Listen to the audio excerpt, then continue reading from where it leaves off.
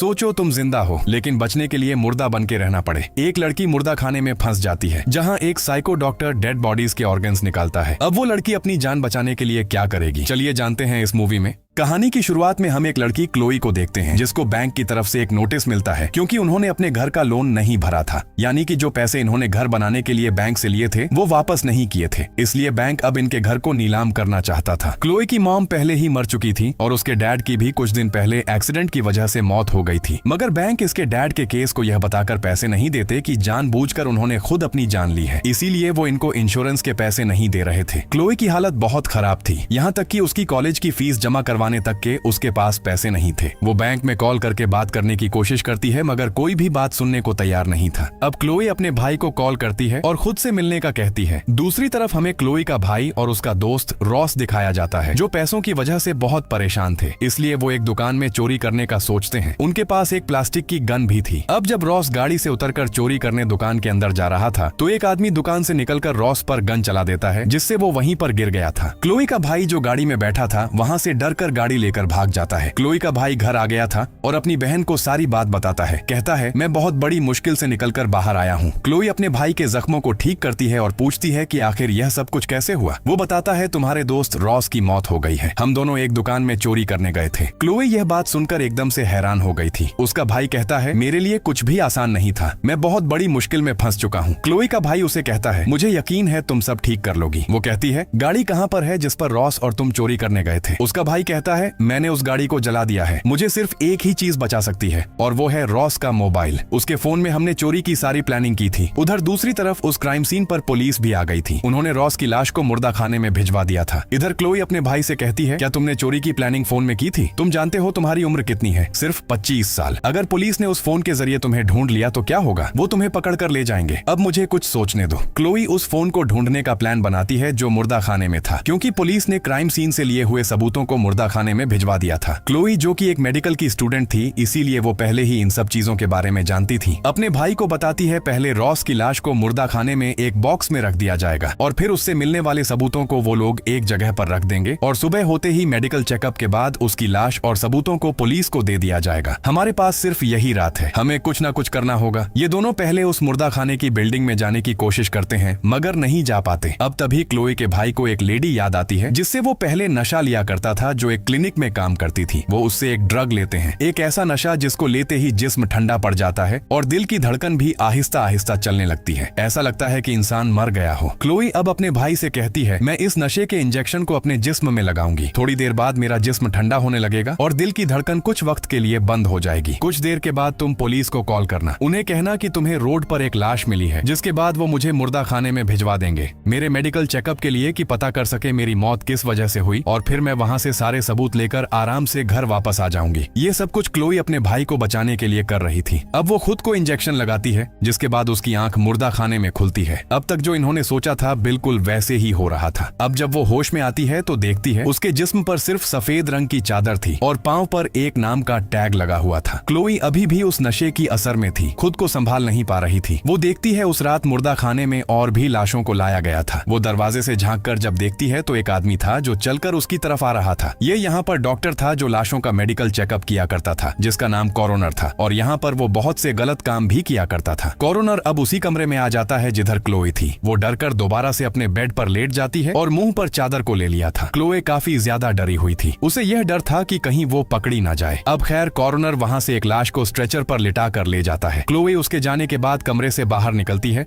और हर तरफ देखने लगी थी। एक कमरे में उसे एक लड़की की लाश नजर आती है जो बहुत ज्यादा अजीब हालत में थी। वो उसे देखकर डर गई थी। अब वो वहाँ से ही कपड़े लेती है और उन्हें पहन लेती है। तभी कोरोनर जो कि एक कमरे से बाहर आ जाता है, उसे बाहर से एक बेल सुनाई दी थी। वो कंट्रोल रूम से ही बाहर के दरवाजे को खोल देता है। वहाँ पर एक आदमी था जो कोरोनर से मिलने आया था। वो आते ही कहता है कि तुम्हें इस मुर्दा खाने में डर नहीं लगता, तुम अकेले कैसे रह लेते हो, और कहता है मुझे एक लिवर जिगर चाहिए। क्लोई भी ये बातें सुन रही थी जिससे उसे पता चलता है कि वो आदमी यहाँ पर कोरोनर से जिस्म के अंदरूनी हिस्से लेने आया है, और इतना बताकर वो कोरोनर को चला गया था। उसके जाने के बाद कोरोनर ने सारे दरवाजे दरवाजों को अच्छे से बंद कर लिया था। क्लोई भी वहाँ पर उसी कमरे में पहुँच गई थी जिधर उसके दोस्त रॉस की लाश को रखा गया था। वो उसकी लाश को देखते ही रोने लगती है। कॉरोनर ने उसके एक लिवर को निकाल लिया था मगर वो अभी भी जिंदा था। ये देखकर क्लोई काफी हैरान थी। अब वो रॉस से कहती है, फिक्र नहीं करो, मैं तुम्हें यहाँ से निकाल कर ले जाऊंगी। शोर मत करना कि हमारा यहाँ पर किसी को पता चले। दूसरे कमरे में कॉरोनर एक लाश के अंदरूनी जिस्म के हिस्से निकालने वाला था जिनको निकालकर वो बेच दिया करता था, जिसके बदले उसे बहुत से पैसे मिलते। अब वो उस लाश का ऑपरेशन करने से पहले अपनी अंगूठी, घड़ी और चाबियों को एक साइड पर रखता है। कॉरोनर के हाथ में जो कट्टर था जिससे वो लाश को चीर फाड़ करके उसके अंदरूनी हिस्से निकाल रहा था, उस कट्टर की आवाज बहुत तेज थी। क्लोई इस बात का फायदा उठाती है और चाबियां लेकर वहां से भाग गई थी। अब वो रॉस को साथ लेकर मेन गेट तक आ गई थी। उधर कॉरोनर जब अपने काम से फारिग होता है तो वो अपनी चाबियां ढूंढने लगा था जो उसे नहीं मिलती। तभी वो कैमरे में क्लोई और रॉस को देख लेता है। अभी अपने साथ जल्दी से एक बेहोशी की जहरीली गैस को लेकर उनके पास आ गया था। उधर रॉस भी हिम्मत हार चुका था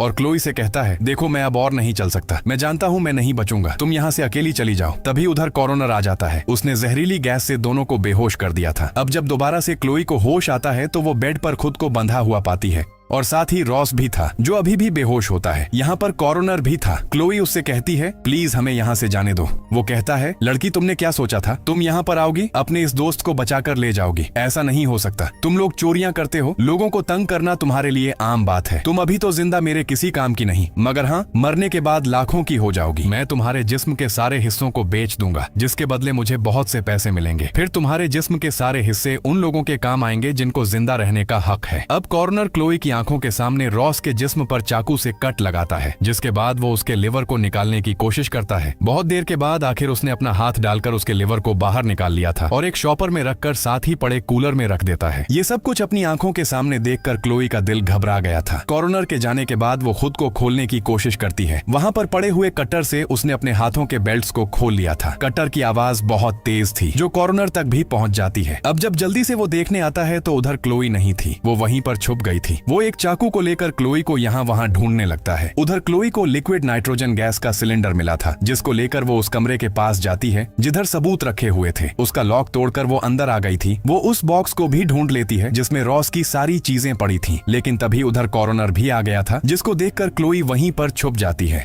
कॉर्नर को उस बॉक्स से रॉस का फोन मिल जाता है। तभी उसके सामने क्लोई आ गई थी जो कॉर्नर के सामने गन करके कहती है कि ये फोन मुझे दे दो, जिस पर वो कहता है, ये गन असली नहीं है, इससे मुझे मत डराओ, हम कभी भी ऐसे असली गन को नहीं छोड़ते, या तो ये नकली है या फिर इसमें कोई गोली नहीं है। मगर तभी क्लोई उसकी आंख पर गोली का निशाना लगाती है जो प्लास्टिक की थी, जिसके बाद वो वहाँ से भाग गई थी। उधर कॉर्नर भी उसके पीछे था। कॉर्नर अब रॉस की लाश के पास जाता है और उसके फोन को चेहरे के आगे करता है जिससे रॉस के मोबाइल का लॉक खुल गया था। इधर क्लोई भी भागते भागते बेसमेंट में पहुंच जाती है जहां पर वो बहुत से मरीजों को देखती है जो जिंदा थे मगर उनके जिस्म के कुछ हिस्से गायब थे। कॉर्नर ने इनको इसलिए जिंदा रखा था कि वो इनके जिस्म से कोई भी अंदरूनी हिस्सा निकालकर बेच देता था। इधर क्लोई को माइक से आवाज आती है जो कॉर्नर की आवाज थी। वो कह रहा था, अब मुझे समझ आई, तुम यहाँ पर अपने भाई को बचाने आई थी, मैंने सारी वीडियो देख ली है, अब तुम्हारे भाई को भी कोई नहीं बचा सकता। ये सुनकर क्लोई कॉर्नर के ऑफिस में जाती है और वहाँ से अपने भाई को कॉल करती है और कहती है कि शायद मैं यहाँ से जिंदा ना निकल पाऊँ, पर तुम अपना ख्याल रखना।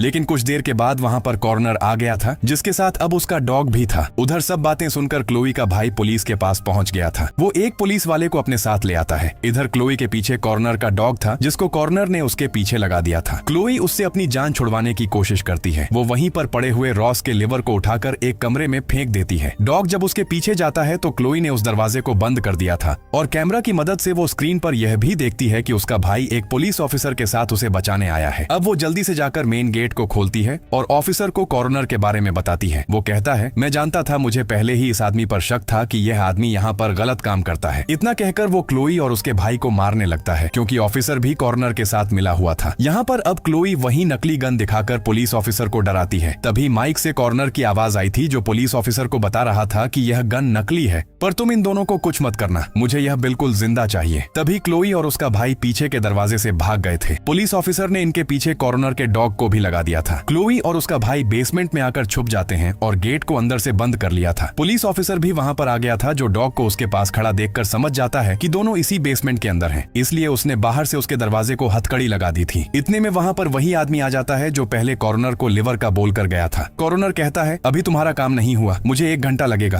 तभी वो आदमी वहां पर पुलिस की गाड़ी को देखता है। वो समझ चुका था कि इस काम में कॉरोनर का साथ पुलिस भी दे रही है, मगर अचानक से पीछे से आकर पुलिस ऑफिसर ने उसको शूट कर दिया था, क्योंकि ऑफिसर नहीं चाहता था कि किसी को भी यह पता चले कि पुलिस भी कॉरोनर के साथ है। उधर क्लोई और उसका भाई बेसमेंट से होते हुए दोबारा से सबूतों वाले कमरे में आ जाते हैं, जिधर वो देखते हैं कॉरोनर और पुलिस ऑफिसर ही बातें कर रहे थे कि जिस आदमी को ऑफिसर ने मारा है उसका इल्जाम ये लोग क्लोई और उसके भाई पर डाल देंगे। अब यहाँ पर क्लोई और उसका भाई उस आदमी को उठाकर दोबारा बेसमेंट में ले गए थे, जो मरा नहीं था बल्कि बेहोश हुआ था, जहाँ पर जाते हुए कैमरे से कॉरोनर ने इन्हें देख लिया था। ये दोनों बहन भाई उस आदमी को लेकर उस जगह पर आ जाते हैं जिधर बहुत से और मरीजों को कॉरोनर ने रखा हुआ था। तभी उधर ऑफिसर भी आ गया था, जो वहाँ पर जहरीली गैस को छोड़ देता है। क्लोई अपने भाई और उस आदमी को मास्क पहना देती है और कहती है, तुम यहाँ से बाहर जाओ, मैं इन लोगों को चकमा देकर जल्दी वापस आऊंगी। यहाँ पर क्लोई का भाई उस आदमी से कहता है, जो अभी भी जिंदा था, कि मैं तुम्हारी जान बचाऊंगा, जिसके बदले तुम्हें मुझे पैसे देने होंगे। वो आदमी मान जाता है। अब जब वो उसको लेकर जा रहा था और आगे पुलिस ऑफिसर पर हमला करने वाला था, तभी पीछे से कॉरोनर आकर क्लोई के भाई को बिजली का झटका देकर बेहोश कर देता है। उधर गैस की वजह से क्लोई की हालत भी खराब थी। तभी उसे अपने पास एक ऑक्सीजन सिलेंडर मिलता है, जिसको रखकर वो जोर से उस पर हथौड़ा मारती है, जो सीधा पुलिस ऑफिसर के मुंह पर जाकर लगा था, जिससे उसकी मौत हो गई थी। उस ऑफिसर की मौत से कॉरोनर भी घबरा गया था, इसीलिए अब वहाँ पर जितने भी मरीज थे सबको गोली मार देता है और क्लोई के भाई को खींचकर साथ ले गया था, क्योंकि उसे एक लिवर चाहिए था। वो अब क्लोई के भाई का लिवर निकालने वाला था। कॉरोनर यहाँ पर यह कह रहा था कि मेरे पास सबकी मौत का जवाब है, पर पुलिस ऑफिसर की नहीं। क्लोई भी अपने भाई की जान बचाना चाहती थी, इसीलिए वो उसी कमरे में पहुंच जाती है। वो जाकर देखती है कॉरोनर वहां पर नहीं था, वो वहां पर छुप गया था। क्लोई जब आकर अपने भाई को देखती है और उसे होश में लाने की कोशिश करती है, तभी पीछे से आकर कॉरोनर ने उसे पकड़ लिया था। क्लोई अपनी जान बचाने के लिए पास ही पड़े सिलेंडर से उस पर गैस छोड़ देती है,